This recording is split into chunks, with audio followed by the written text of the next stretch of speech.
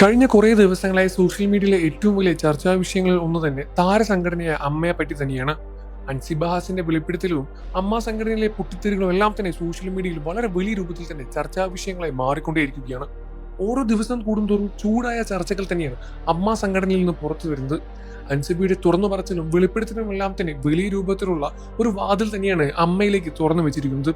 അമ്മയുടെ താരസംഘടനയിലെ നേതൃത്വം മാറിയതിൽ പിന്നെയും ഒരുപാട് പ്രശ്നങ്ങളൊന്നും നടക്കില്ല എന്ന് വിചാരിച്ചപ്പോൾ വീണ്ടും തെറ്റുകയായിരുന്നു.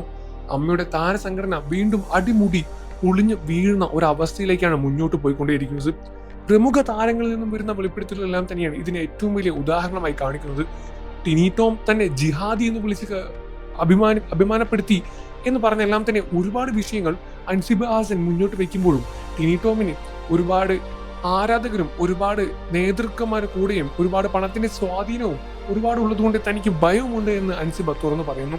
ഈ കാര്യത്തിൽ ഗവൺമെന്റും തന്റെ കൂടെ ഒപ്പം നിൽക്കുമെന്ന് പ്രതീക്ഷിക്കുന്നു എന്ന് അൻസിബ പറയുമ്പോഴും ഒരുപക്ഷെ ആളുകൾ ടിനി ടോമിന്റെ മറുപടിയും സപ്പോർട്ട് ചെയ്യുന്നുണ്ട്. ടിനി ടോം ഒരു പ്രതികരണം ഉടനെ തന്നെ രംഗത്ത് വരും എന്ന് തന്നെയാണ് പ്രതീക്ഷിക്കുന്നത്. ഇതിനോടൊപ്പം തന്നെ പ്രമുഖ താരങ്ങളെ പറ്റി പുറത്തു വരുന്ന ഓരോ വാർത്തകളെയും കാതോട് കേട്ടിരിക്കാൻ പ്രേക്ഷകരും കാത്തിരിക്കുകയാണ്. പ്രമുഖ താരങ്ങൾക്ക് ഉൾപ്പെടെ മോഹൻലാൽ, മമ്മൂട്ടിയെ പോലുള്ള താരങ്ങൾ ഇതിനെ എന്തുകൊണ്ട് പ്രതികരിച്ച് രംഗത്ത് വരുന്നില്ല എന്നും ചോദിക്കുന്നു. തന്റെ അനിയത്തിയെ പോലെ അല്ലെങ്കിൽ മകളെ പോലെ കാണുന്ന അൻസിബയെ പറ്റിയെല്ലാം തന്നെ മോഹൻലാലും എന്തുകൊണ്ട് മൗനം പാലിക്കുന്നു എന്നാണ് ഇപ്പോഴും ചോദിക്കുന്നത്. ഇത്തരത്തിലുള്ള വിഷയങ്ങളെ വലിയ വലിയ പ്രമുഖർ തന്നെയാണ് കൈകാര്യം ചെയ്യേണ്ടത്. അമ്മയിലെ താരസംഘടനയിലെ നേതാക്കളായിരുന്ന മോഹൻലാലെല്ലാം തന്നെ രാജിവെച്ച് രംഗത്ത് വന്നിട്ടുണ്ടായിരുന്നു. പിന്നീട് വന്ന നേതൃത്വം തന്നെയാണ് ഇത്തരത്തിൽ ഒരു പ്രശ്നമില്ലാതെ മുന്നോട്ട് കൊണ്ടുപോകാനുള്ള കാരണം. ഹേമ കമ്മിറ്റി ആയിരുന്നു ഇതിന് ഏറ്റവും വലിയൊരു കാരണമായി ചൂണ്ടിക്കാണിച്ചത്. ഹേമ കമ്മിറ്റിക്ക് ശേഷം രാജിവെച്ച ഓരോ അംഗങ്ങളും പിന്നീട് മൗനം പാലിക്കുകയായിരുന്നു. എന്തുകൊണ്ട് ഇവർ രംഗത്ത് വരുന്നില്ല എന്നും ഇവർ മൗനം പാലിച്ച് വിട്ടുനിൽക്കുകയാണോ എന്നെല്ലാം തന്നെ ഒരുപാട് ചോദ്യങ്ങൾ വരുന്നുണ്ട്. എന്നാൽ പിന്നീട് വന്ന കമ്മിറ്റിയും ഒരുപാട് പ്രശ്നങ്ങൾ തന്നെയാണ് നേരിടുന്നത്.